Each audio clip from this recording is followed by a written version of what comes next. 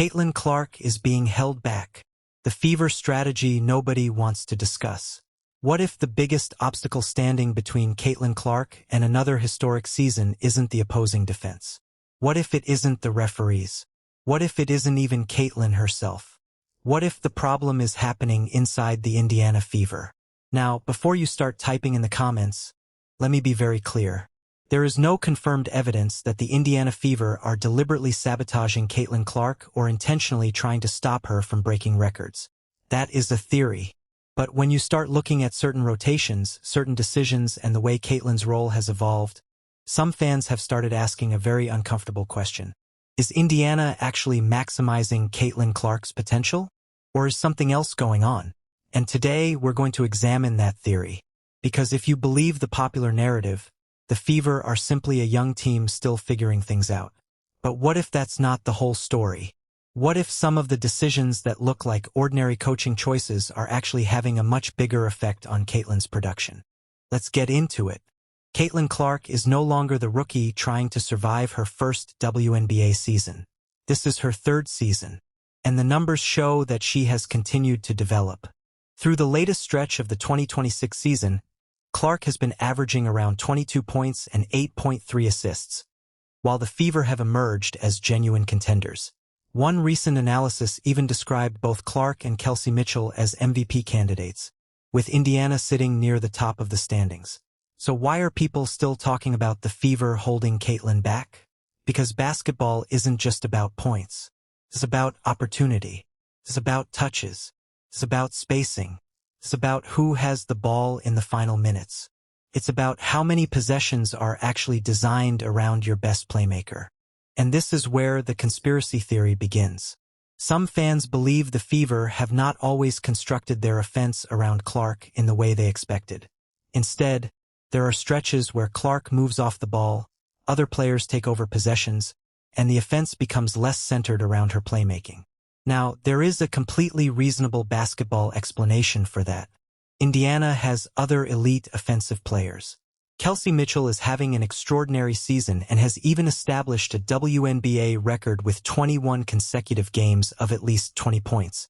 Aliyah Boston remains one of the team's most important players. And opposing teams are obviously going to adjust whenever Clark becomes the primary focus.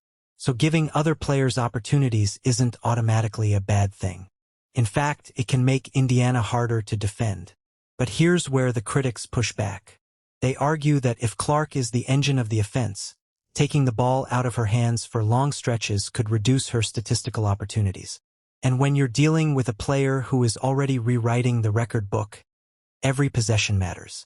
Every assist matters. Every three-pointer matters. Every minute matters. Every fourth-quarter possession matters. That is where the protecting the old guard theory enters the conversation. The theory suggests that Clark's arrival has disrupted the traditional hierarchy of women's basketball. Suddenly, records that have stood for years are being challenged. Historic scoring numbers are being chased.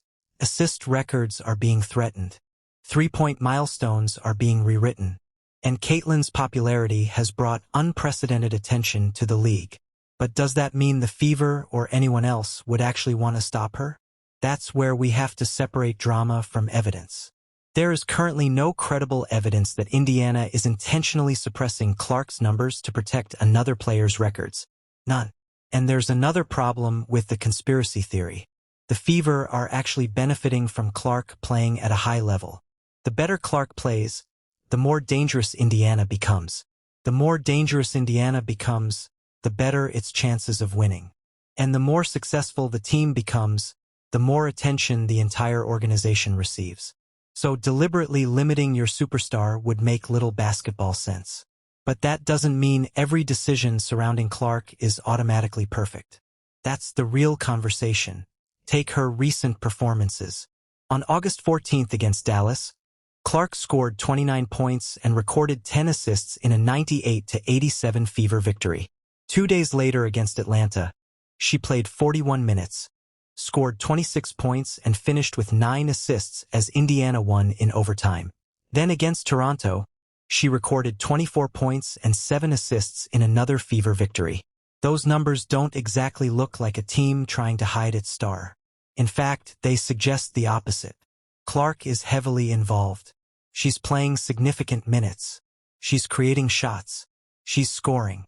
She's assisting. And Indiana is winning. So perhaps the more interesting question isn't, are the Fever sabotaging Caitlin Clark? Perhaps it's, are the Fever trying to balance Caitlin Clark's individual dominance with the development and success of the entire roster? That is a completely different debate, and it's one worth having. Because if Clark takes every possession, opposing defenses will eventually adjust. But if Indiana can make Clark the primary creator while simultaneously getting huge production from Mitchell, Boston, and the rest of the roster, the Fever become much more difficult to stop. That's exactly what a championship team needs. And the numbers suggest Indiana is starting to find that balance. But then we get to the late-game decisions. This is where fans become particularly suspicious. Who gets the ball? Who initiates the offense? Who takes the final shot? Who is on the floor? Who gets pulled? Those decisions can change the outcome of a game in seconds. And because Clark is one of the most scrutinized players in the league, every coaching decision involving her becomes magnified. A normal rotation decision can suddenly become a conspiracy. A missed opportunity can become evidence of sabotage. A bad offensive possession can become proof that the coach doesn't trust her. But that's precisely why we have to look at the entire picture. And the entire picture right now is complicated. Indiana has a talented roster. Clark is producing. Mitchell is producing at an historic level. Boston is producing. And the Fever are winning. The official Fever website has also continued to feature Clark and head coach Stephanie White together in regular post-game and practice media appearances, including recent sessions in August. That doesn't prove everything is perfect behind the scenes. But it does mean we shouldn't manufacture a feud without evidence. Still, there's one reason this theory refuses to disappear. Caitlin Clark is different. She isn't just another star. She has become one of the biggest names in basketball. And whenever a player reaches that level, fans start asking whether the system around them is helping or limiting them. That's happened with Michael Jordan. It happened with LeBron James. It happened with Kobe Bryant. And now it's happening with Caitlin Clark. The difference is that the WNBA is going through a massive transformation at the same time. The league is growing. The money is changing. The television audience is changing. The competitive landscape is changing. And Clark is sitting right in the middle of that transformation. So the idea that an old guard is secretly trying to protect its records makes for a fascinating storyline. But right now, it's still a storyline, not a proven fact. If anything, the evidence we currently have points towards a Fever team that is trying to win while managing several elite offensive players. And perhaps that's the uncomfortable truth. Maybe Caitlin Clark doesn't need Indiana to give her every possession. Maybe what she needs is exactly what she's getting now. A team good enough that opponents can't simply focus on her.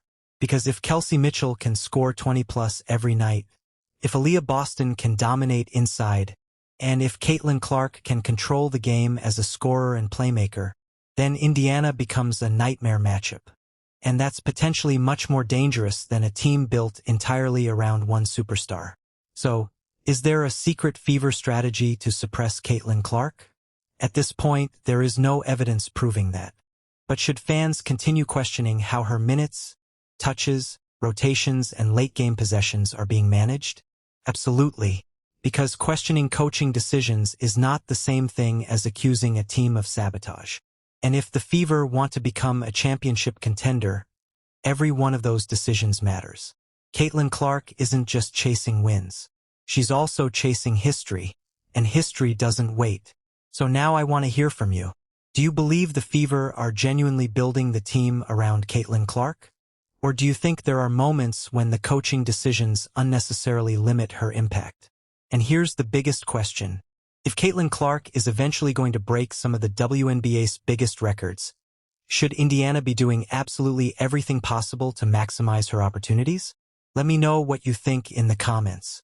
And if you enjoyed this video, hit like, share it with another Caitlin Clark fan, and subscribe to the channel. Because whether you believe this is a conspiracy, a coaching strategy, or simply the growing pains of a championship team, One thing is certain. Caitlin Clark is changing the WNBA. And everyone is watching.